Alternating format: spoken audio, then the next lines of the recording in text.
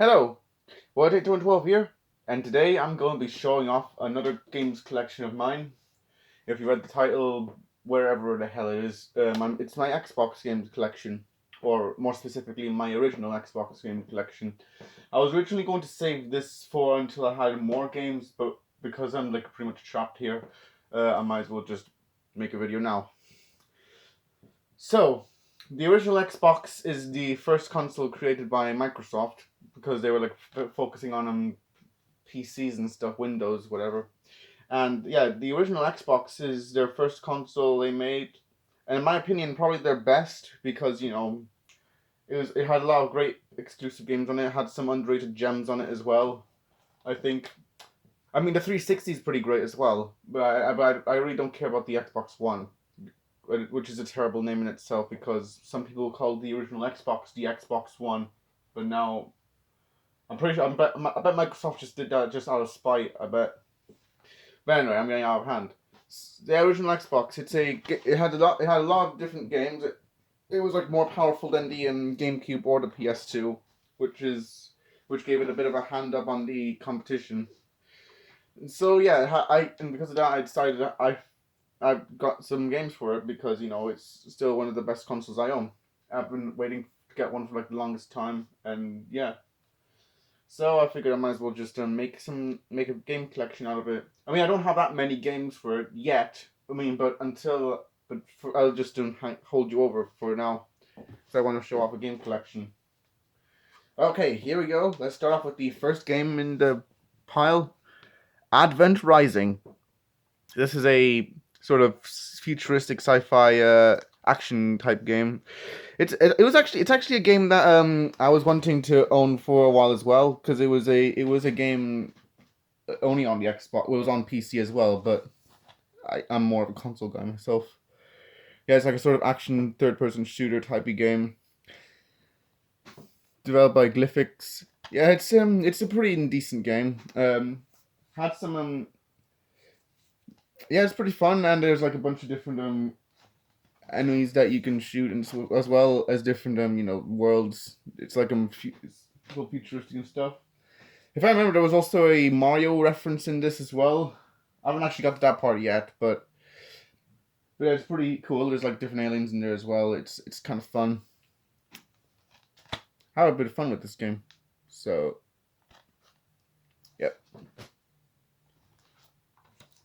Blinks the Time Sweeper.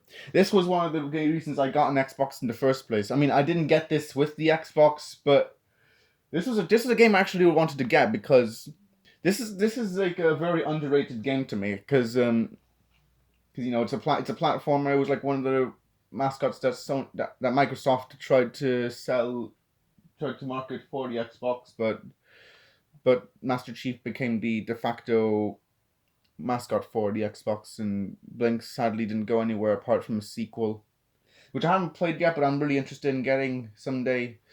But I have the first game right here, and it's a really good game, I think, because it's a pretty ahead of its time because it had you can go through time and stuff. It's pretty fun. Oh yeah, I forgot this is a Scandinavian copy, so everything here is going to be you won't be able to understand it unless you speak Danish, Finnish, Norwegian, or Swedish. But yeah. I like how the graphics look, and I also like Blink's design myself. I don't know why people hated him so much back in the day, because he looks really cool. And yeah, I really think this is an underrated game. If you have an Xbox, I really suggest you pick this game up because it has some really good ideas. It's not a perfect game by any means. I mean, it does have some stupid design faults, like the buy if you want to get your item back from the store, you have to like buy it again, and the game can get pretty difficult at times. But hey, it's a pretty fun game, and I highly suggest you get it. And don't listen to those people that bitch about the game.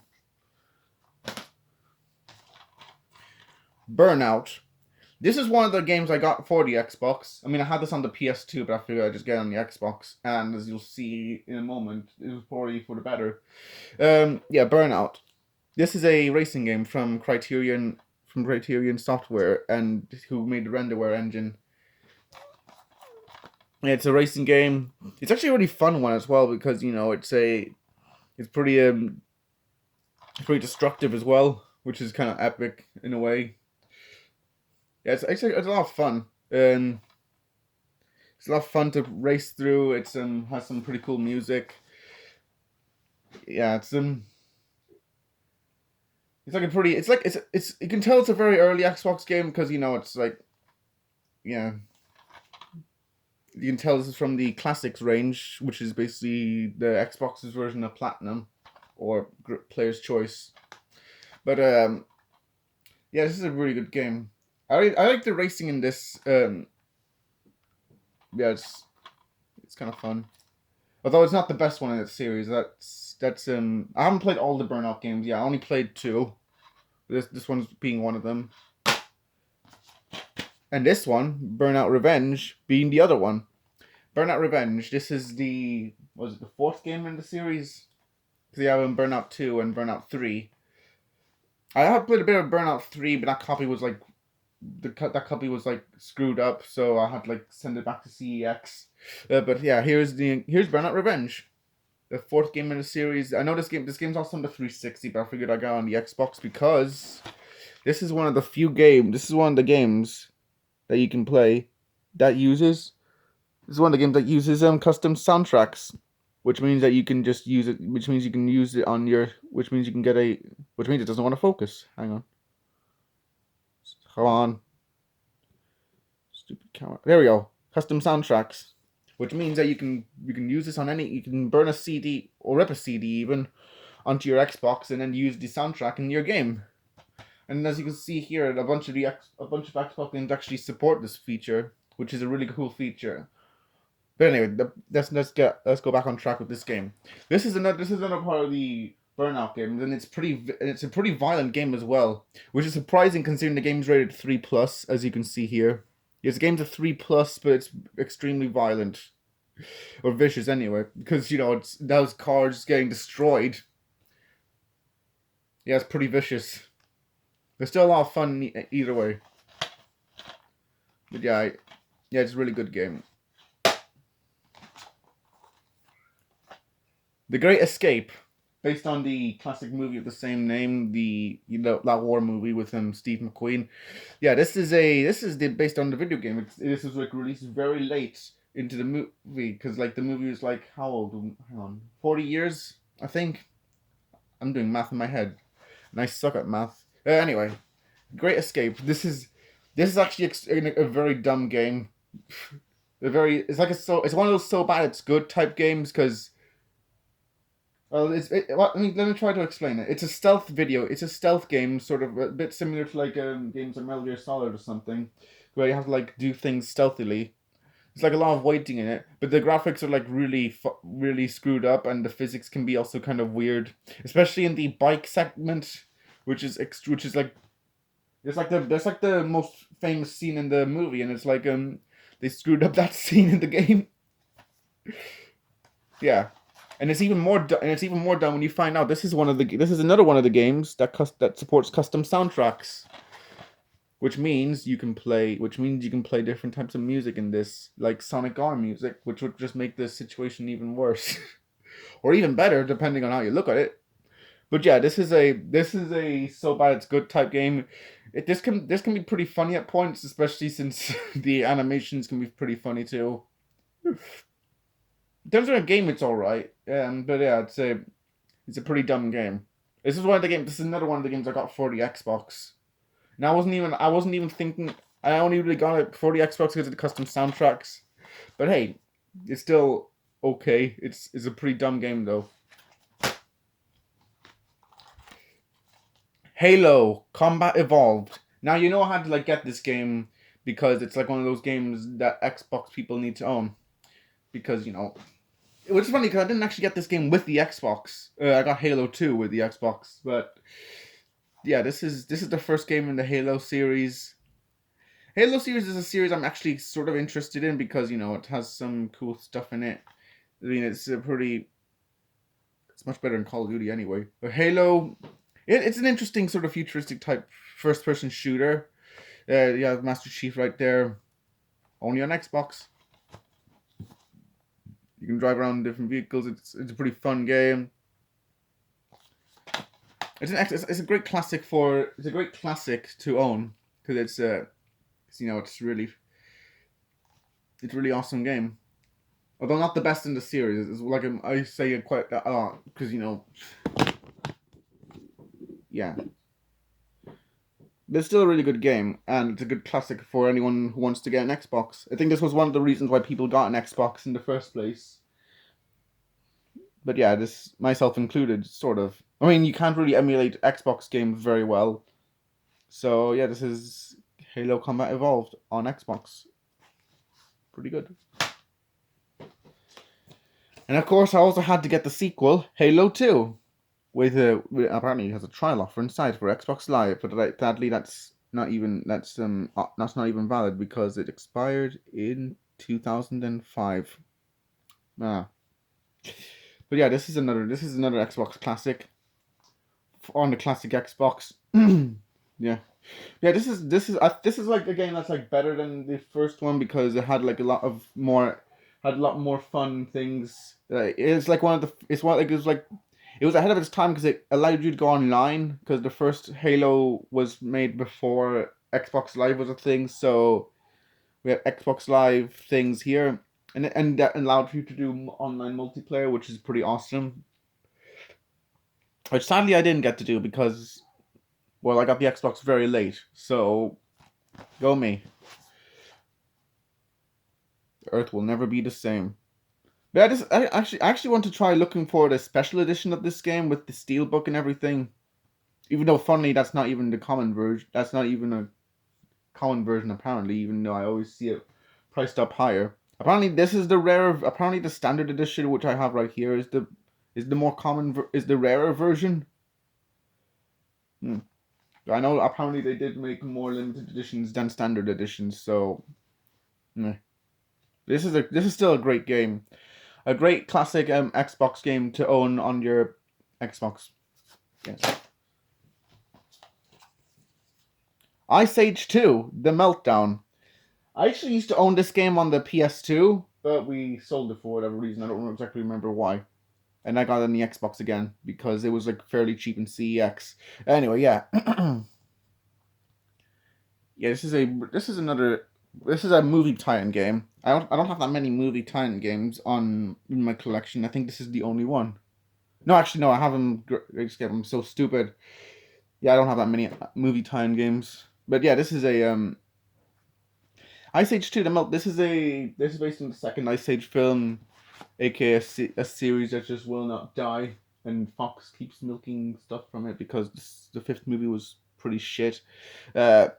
They never thought coming. This is I actually played this game before on the PC as well. Yeah, I mean like this gameplay footage of it years ago.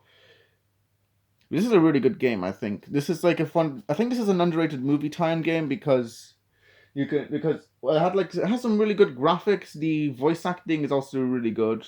Um, I haven't seen a movie in a long time. It has cutscene, it has FMVs from the movie, which is pretty cool, and it had some really good music as well.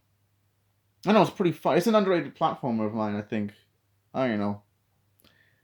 Although one thing I find really dumb about the manual, and that's nothing to do with the game itself, but inside the manual, which luckily I got because frankly, if I didn't have it, I'd be in trouble. What is Leisure Suit Larry doing in a manual for a kids game? I mean, you can see Crash and Spyro. That's understandable. Leisure Suit Larry, that wouldn't fly. Anyway, Ice Age 2: The Meltdown, really good game. It has some really good mini games as well. And there was like that penguin bowling, which is pretty fun. And that segment where Sid was like sliding down, that was also pretty fun. Yeah, this is a really good game. Find yourself a copy if you can, because I think this is an underrated game of mine. Midway Arcade Treasures 3. I don't have Midway Arcade Treasures 1 or 2, as you can probably tell, because it just jumped. I have all the things alphabetically ordered, and none of the higher. Anyway, Midway Arcade Treasures 3. It has eight arcade games, but they're all racing type games, as you can see. So this isn't actually this really isn't the best of all the Midway Arcade Treasures. I know Midway Arcade Treasures 2 has like a Mortal Kombat and stuff, so that's pretty awesome. But this one's like I wouldn't say, I'm not sure I'd say it's the worst one. I'd just say it's the weakest one. Post your high score on Xbox Live. See if you're the best. Here's a hint, I'm not. But here we have let's see, we have the list of games behind there. We have Rush, The Rock, Hydro Thunder, Super Off-Road, Badlands, Race Driving, Stunt Runner even, San Francisco Rush 2049, and Off-Road Thunder. Review for containing rare mild language apparently. It's an alright collection of games, although it's definitely not the best game in the Midway Arcade Treasures trilogy, because we have better games included on there, because Midway Arcade Treasures 1 and 2 obviously have the better arcade games from Midway, in my opinion anyway. This is still alright, it's just not as good as Midway Arcade Treasures 1 or 2. I'm holding the box the wrong way around now. Oddworld Stranger's Wrath. Now, I'm kind of a newcomer to Oddworld. I mean, I heard of the games. They're like cinematic platformers type things. I own all the Oddworld games on Steam, but I'm also trying to look for them again on the consoles, because I know Abe's Odyssey and Abe's Exodus are on the PS1, but Munch's Odyssey and Stranger's Wrath, which is what I have here, are on the Xbox. I haven't been able to find them, Munch's Odyssey or any of the PS1 ones, or at least not boxed. But I have been able to come across Stranger's Wrath, which is a really good game, I say. I mean, I'm a sort of newcomer to the game. This is the one I've had the most investment in, I think. I've played a bunch of the PS1 ones, but this one's actually a really good game. I think it's an underrated one. It's like a third-person shooter. You play as Stranger. You play Stranger here, and he has some different weapons. They're pretty quirky. They're all different animals, which is pretty quirky and stuff. They're like different ways of how you can. They're like a bounty hunter type guy. You're called, and the guy called Stranger. This is a really fun game, although sadly, EA being EA, they just didn't market this game very well, and I think that caused Oddworld inhabitants to be almost that screwed over Oddworld inhabitants a lot. So I think they almost got bought by EA once, but thankfully they just declined it, which is for the better, because frankly they don't deserve. Frankly, if they got bought by EA, they'd probably be unwantingly milking games of this getting worse quality, like what's happening with Command and Conquer or anything else by EA, like FIFA. Anyway, this is a really good game. It's a very underrated title, I think, because it's an Oddworld game, and it's an Oddworld game that didn't sell very well due to EA being cunts. So yeah, this is really fun. The next games I own, I'm going to be showing off in the trilogy, because, well, I actually own all of them. Haven't played them all entirely, but here we go. Actually, preferably if they're actually in frame. Prince of Persia: The Sands of Time, Prince of Persia: Warrior Within, and Prince of Persia: The Two Thrones. These are all different. We've centered them properly, because I forget how the camera is like. Prince of Persia: The Sands of... This is actually the first game in the Prince of Persia reboot type trilogy. Actually, I'm not sure it is a trilogy, I think, but I know it's a trilogy on the 6th gen consoles. But yeah, this is the one that feels most like a platformer, because and that's the kind of thing I always enjoy. These games are also on the PS2 and GameCube, but I got the Xbox One. Because they were very cheap. I feel Xbox games are very cheap. But yeah, this is a pretty good game. It's actually it's actually the start of the Prince of Persia series. You play as the prince, and you basically do a bunch of platforming. It's pretty fun. You have a bunch of different weapons too. Well, hand weapons. This one's a more mature take on it, because Obviously, this game is 7+, and these two are 16+. And this tries to be a bit more mature, but it's actually not too bad either. Um, yeah, this is more action orientated as well. It's actually not a bad game either. I mean, these are all really fun games. I haven't played too much of them yet. I mean, I played more of the Sands of Time than anything, but this is still a really good game. And this one's also really good too. And this was me, and I got this game at a time when my Xbox controller was broken, so I was like really struggling to get Xbox games. So I just got this one in the car boot sale. It was in a good condition as well. Although, funnily enough, inside the game's manual, there's like a sort of error in it. Let me get it out. This is the Xbox manual, but yeah, it still has. They still mention stuff about. They still show off the PS2 version screenshots. You can see it has the X button and stuff there. There's some PlayStation buttons right there. We get the, and this one even just says no memory card PS2 in memory card slot 1. This literally just says PS2 in an Xbox manual. So that's just great. This is similar to the last one, but it's still a really fun game. I think these, once I get to play, once I get to play through them, these are all really fun games. But yeah, they're really interesting as well. Well done, Ubisoft. These games I'm also going to be showing off. I dropped you. Great. That's what happens when you try sitting down in a weird position. We're showing off 5 Tony Hawk games in the same order. We have Tony Hawk's. Actually, I should probably show them off individually because it would probably take too much stuff on the sofa, in the bed. It's not a sofa. Although I could make it the one. Tony Hawk's Pro Skater 3, the first original Tony Hawk game on the Xbox. Well, I was gonna say Tony Hawk's Pro Skater 2.2X, but I remember that wasn't released in Europe. So, boo. This is the first one released in Europe for Xbox. So, and I got this for the. This is like a classic game. This is like a classic Tony Hawk game because it's like a game a lot of people remember. It has a lot of charm to it, which is really good. Has some really fun levels like the airport.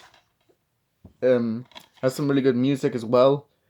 And with all the like all the Tony Hawk games on Xbox, you can use custom soundtracks. Except it doesn't say it here because I don't know. But you can definitely use custom soundtracks. I tried it. Honest. Anyway. This is a classic game. A classic Tony Hawk title. It's still really fun. Tony Hawk's Pro Skater 4. This is an excellent game as well. This one's an improvement over Tony Hawk's Pro Skater 3 in many ways because it's like a lot more charm. Has some pretty good levels. There's like the school level's still my favorite. There's like loads of different levels, of course. Yeah, this is really fun. Look, there's Tony Hawk. Here's Tony Hawk looking confused. But yeah, this is a really good game as well. All the Tony Hawk games are. I was gonna say all the Tony Hawk games are good until I remembered Tony Hawk's Motion and Tony Hawk's Shred and Pro Skater 5. Okay, I take that back. But this is still a great game. This was the last one in the Tony Hawk Pro Skater series until 5 came and shat everyone's pants. Tony Hawk's Underground. This is like the series. This is the part of the game where a game gets serious and stuff. I mean, not that the other games weren't serious. I mean, these are still fun in a way. Well, fun, period. But this is still a really good game. This is the first one in the Underground series. And this is a really good series as well because this has a more story driven focus on the game, and this is it's actually an enjoyable experience. This is it had some really good levels in here as well. It's like these games are really good, and so is this one, Tony Hawk's Underground 2.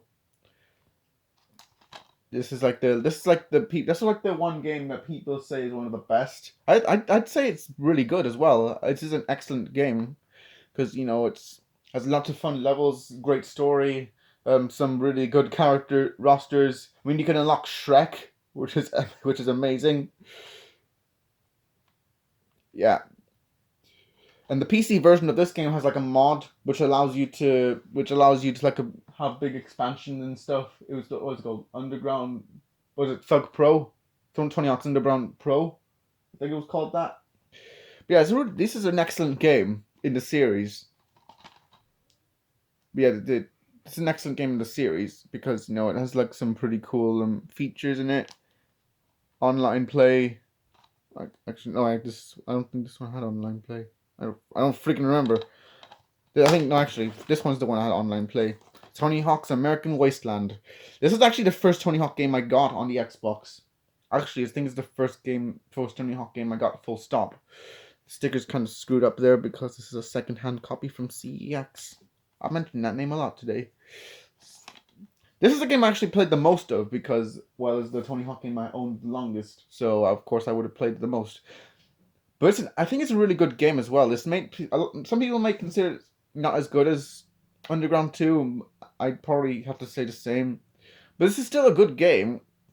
And yeah, really good music. It's pretty fun. Online, it has some. Well, they say this game has no loading screens except they're trying to say this is like all interconnected. I suppose they could kind of work, although there's still loading screens. They're just disguising it as trying to make it into one stage between another. It's still a really good game. I'm still trying to look for other Tony Hawk games, of course. I'm trying to get Project 8. Although Project 8 on the Xbox is total crap. As in the original Xbox, not the 360. But yeah, this is still a great game. And finally, yeah, you can tell I don't have that many games. I just wanted to make a video. 13, or XIII. If you can't read that, that means 13. Yes, it's loosely based on a it's like based on a French comic or Belgian comic, I don't remember. But it's based on one of those. You can tell that because I think it is French comic, because isn't Dargo a French company? I don't remember. But yeah, this is a first-person shooter game. This is actually a game I heard was really good. I mean, it's a pretty decent game, I think, but it has some weird things about it. It has some good graphics for the time. It's like I think it's all cell shaded and stuff, as you can tell. Yeah, it's pretty fun. The first comic style FPS, and it's 3D. Boom. This is a really fun game, although it can get pretty dumb at points, I think. Although yeah, there's like it can be pretty complicated as well, I think, but it's a really good game. Yeah, this is the guy you control.